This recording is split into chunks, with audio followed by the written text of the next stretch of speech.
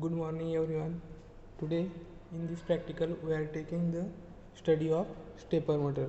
So stepper motor works on the principle of electromagnetism, and there are two most widely used types of stepper motor. That is nothing but one is permanent magnet stepper motor and another is variable reluctance stepper motor. So out of this, in this practical, in this kit we have given variable reluctance stepper motor. So there are two zero torque positions are there in stepper motor. So one is phi is equal to 0 and phi is equal to 180 degree. So this zero torque position means rotor teeth are aligned with the stator slot. So now the teeth align in the rotor position phi is equal to 0 correspond to the stable operation, whereas teeth align in the position phi is equal to 180 degree correspond to the unstable operation. So Now we will see the working of stepper motor. So I have told you that stepper motor is a electromechanical device. So it works on the principle of electromagnetism. So stepper motor consists of permanent magnet rotating shaft, that is C. This is permanent magnet rotating shaft. So it is called as a rotor, and also it consists of the electromagnets on the stationary portion. These four electromagnets on the stationary portion, it's called as stator. So see this figure 1, the complete rotation of stepper motor as given. See now we have given the supply to this upper electromagnet. So this upper electromagnet is activated. So we know that the opposite poles attract each other. So this S pole try to attract N pole. So rotor gets aligned in vertical position because of this electromagnet. Now if we want to move the stepper motor 90 degree, that is in the direction of clock. Okay, so if you want to move this rotor in 90 degree, so what we have to do, we have to give supply to this right side electromagnet and turn off this electromagnet, that is deactivate.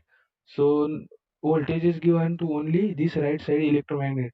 See figure 2, we have shown that voltage is given to right side electromagnet, so right side electromagnet is activated and these three electromagnets are deactivated. So what happened? This activated electromagnet try to attract this rotor N pole. So what happened? Rotor moves 90 degree in clockwise position. Okay.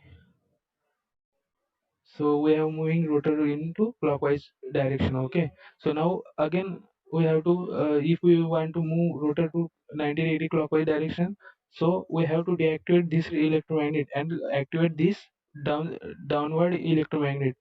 So supply is given to this downward electron. See figure 3. We have given supply to downward electromagnet. So rotor try to align with this electromagnet. So in this way, this operation process is repeated, and original position will we again reach to the original starting position. So now for demonstration purpose, we have taken this example uh, with resolution 90 degrees. Okay, that is the stepper motor is moving in one step, that is of 90 degree. But in practical stepper motors, the resolution of motors are very small, that is nothing but 1.8 to 2.5 5 degree. So if now for demonstration purpose we have taken this example, now we will see the half stepping of this example. So half stepping is nothing but the uh, increasing steps. So here only four steps are present, that is of 90 degree. Now what we will do, we will make this step of 45 degree. So what happened there, the steps are double. So we will see the how to do this half stepping. Now see figure 1. So in see this figure 1. Okay, so now in half stepping what we do, we will give supply to both, that is two electromagnet at a time. So what happened, so this figure 1 is similar to the figure 1 in previous we have taken. Okay, so electromagnet is in upper direction. Now we want to move this electromagnet in 45 degrees. Okay, so what happen, we will give supply to these both electromagnet, that is upper electromagnet as well as this right side electromagnet. So what happen, these two electromagnets will try to attract this rotor. Okay, these two electromagnets try to attract this rotor. So what rotor will do, rotor will try to align in between them. Okay, because of their force is same, both electromagnet having same force. So this our rotor will try to align between them. Okay, so this angle is half of 90 degrees, so 45 degree. Okay, so again, now what we'll do, we will give supply to only right side electromagnet. So this rotor is aligned in horizontal direction only. Okay, first we have given supply to upper electromagnet, so rotor is aligned in vertical position. Now we have given supply to two electromagnets, so rotor will align in between these two electromagnet.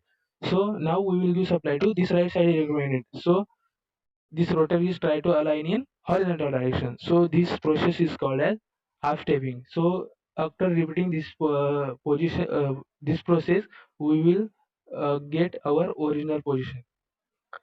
You know the step angle of a stepper motor is nothing but 360 divided by number of steps.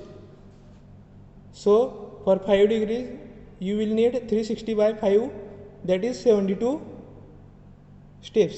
For 72 steps you will need 72 pulses. Okay, so now we will see practically the how it works. So now we will see the actual practical. So what happening here, see, at a time supply is given to two winding. So see, this motor is running in stepwise. So from this clock adjustment knob we can vary the speed of stepper motor. So what in this practical, what we have to do, we have to measure the steps in one revolution, how many steps the motor will runs. Now after measuring the step, we have to calculate the step angle. So if, for example, take the number of step 199. So from this formula, step angle formula, you can calculate the step angle. So divide 360 by 199, you will get the step angle as 1.8 degrees. So see, now we will see the how speed of stepper motor will be varied by this clock adjustment knob. See, see this stepper motor is speed is increasing. See, this is forward operation of stepper motor. So LEDs are also switching on in very low time. See, so the stepper motor is running in increasing speed. So this is high speed, high position of clock adjustment.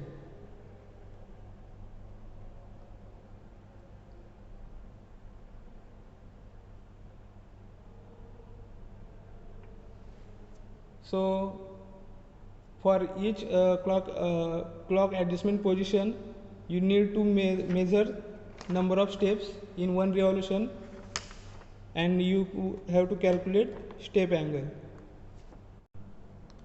Now again from this forward and reverse operation, you can run motor in forward as well as reverse direction, in forward direction as well as in reverse direction.